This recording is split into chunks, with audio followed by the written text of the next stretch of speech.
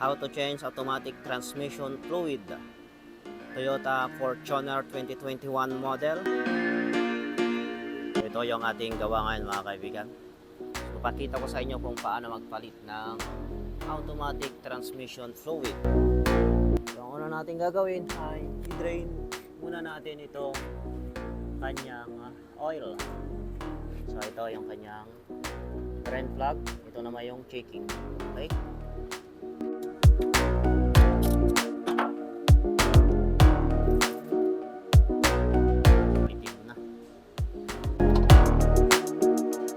So pagkatapos natin ma-drain ay tanggalin naman natin ito mga tornilyo ng oil pan para matanggal natin yung kanyang strainer doon sa loob, yung kanyang transmission filter. So kasama natin ngayon mga kaibigan si Sir Makoy. Yan yung ating mabalasik na mekaniko. Ayan, at saka si Sir Ibol. Ayan. Doon naman si Sir Lascano, pahiga-higa kasi walang customer. So ayan mga kaibigan, yung dalawang mag-partner.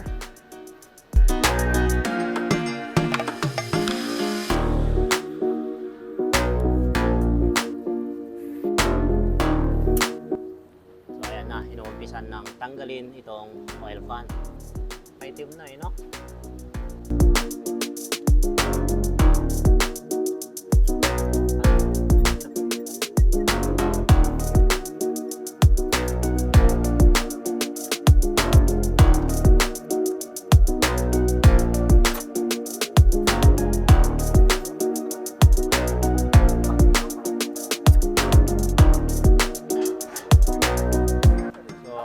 Kaibigan, natanggal na itong kanyang oil pan. So, ang itim na yung langis.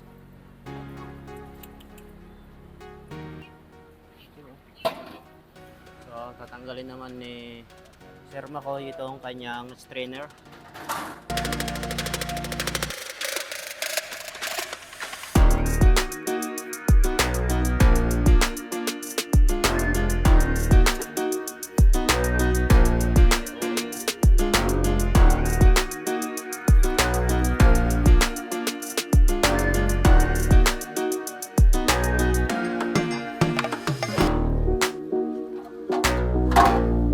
I-check nyo yung o-ring kung may pilipit. Okay naman? Okay naman. Okay, good. Kung may tama to, palitan nyo. Kasi magde-delay yung ating shift ng ating transmission kapag hindi napalitan. Okay.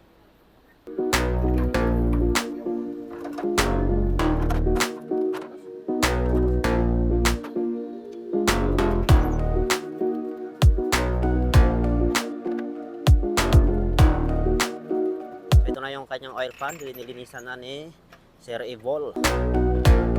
Ayan, so pinanglilinis niya ay gasolina lang. Ang dumi oh. Malinis kanina yung gasolina na yan. So ito na, tapos na malinisan itong kanyang oil pan. Ay ilagay na rin natin yung kanyang magnet.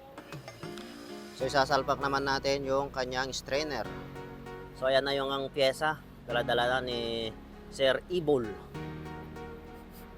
Ito yung kanyang strainer na bago.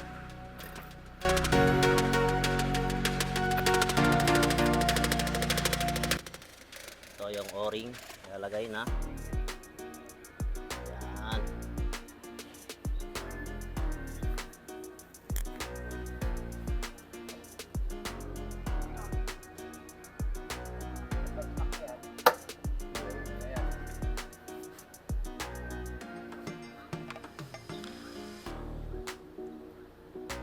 Paglagay niyan mga kaibigan, ingatan niyong mapilipit yung o-ring ng strainer. So kapag napilipit kasi yon, pag sumingaw ay magde-delay yung shift ng ating transmission. So lagi ko yung sinasabi sa aking mga vlog kapag gumagawa ng automatic transmission.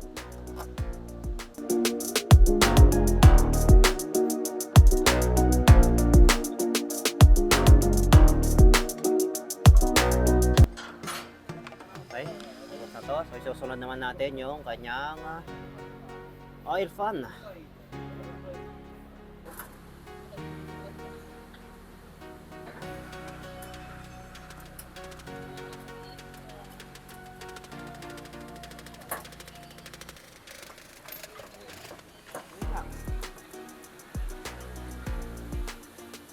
Ano?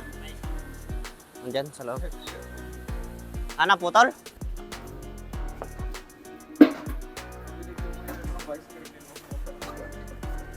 Wag naman, wag naman. Daw. Nakikaitin niya. Ako, sabi. Sa una. Pangalawa. Andyan na.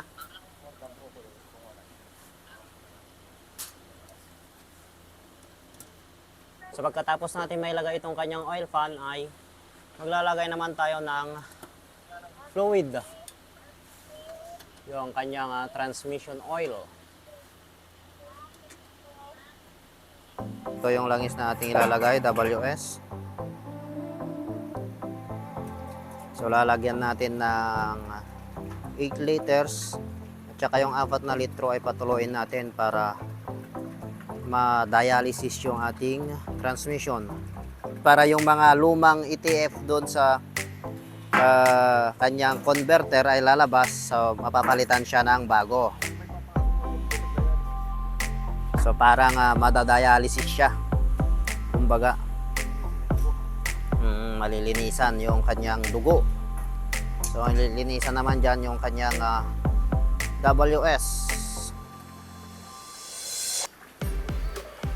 Ayan. Dito naman tayo sa kanyang oil fan. So patapos na rin si Sir Makoy dito.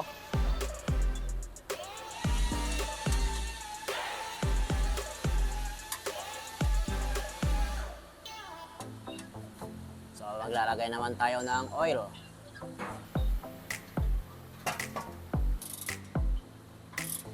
Ayan, lalagyan na ng oil. So dito naman yan linalagyan.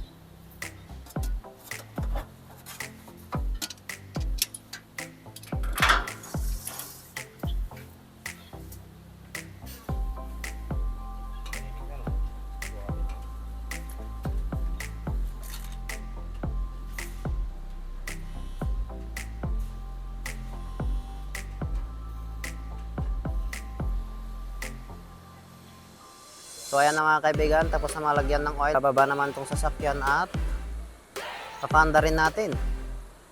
Tapos kapag uminit na, saka tayo mag-shift ng reverse at saka drive.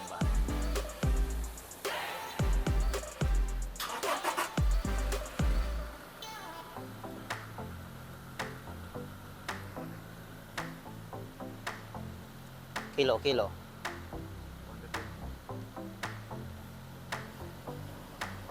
Mag-rev lang ng 2,000 RPM.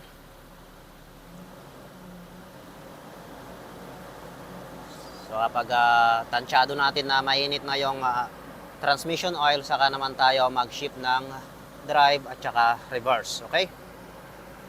So pagkatapos, saka tayo naman mag-check ng kanyang oil sa transmission.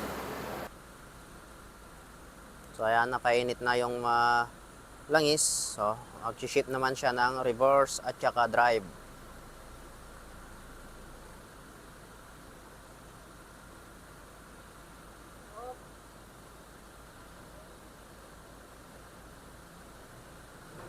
So pakiramdaman nyo yung shift ng transmission kung ayos o hindi. So ayan mga kaibigan, kapag tapos nyo na yung prosesong ganon ay pwede nyo nang itas itong sasakyan at mag-check ng fluid ng transmission. So yun na yung last na process natin. So tatanggalin natin yung sobra.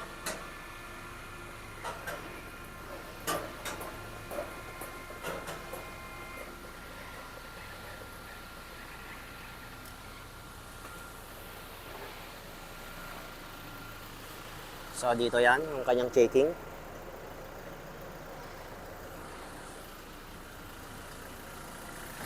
Check na ni Sir Ibol. So dapat may tutulo dyan. So kapag walang tumulo dyan, ibig sabihin kulang. Hindi natin malalaman yung kanyang saktong level ng langis. Ayan. Pag ganyan, ayos. So kapag tumigil na yung tulo na yan, ay ibig sabihin okay na. Go. Ay, ma. Yan yung kanyang sobra. Kalisway-sway ta, kalas.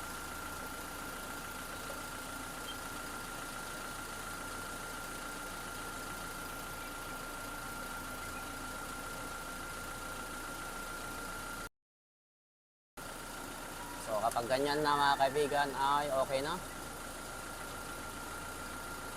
So higpitan nyo na yan. So i-check nyo lang, double check lang yung mga tornilyo. So ganun lang mga kaibigan kung paano magpalit ng automatic transmission fluid ng Toyota Fortuner. Okay? So kapag nagustuhan mo itong aking video ay please paki-like and subscribe na lang. Okay? Thank you mga kaibigan.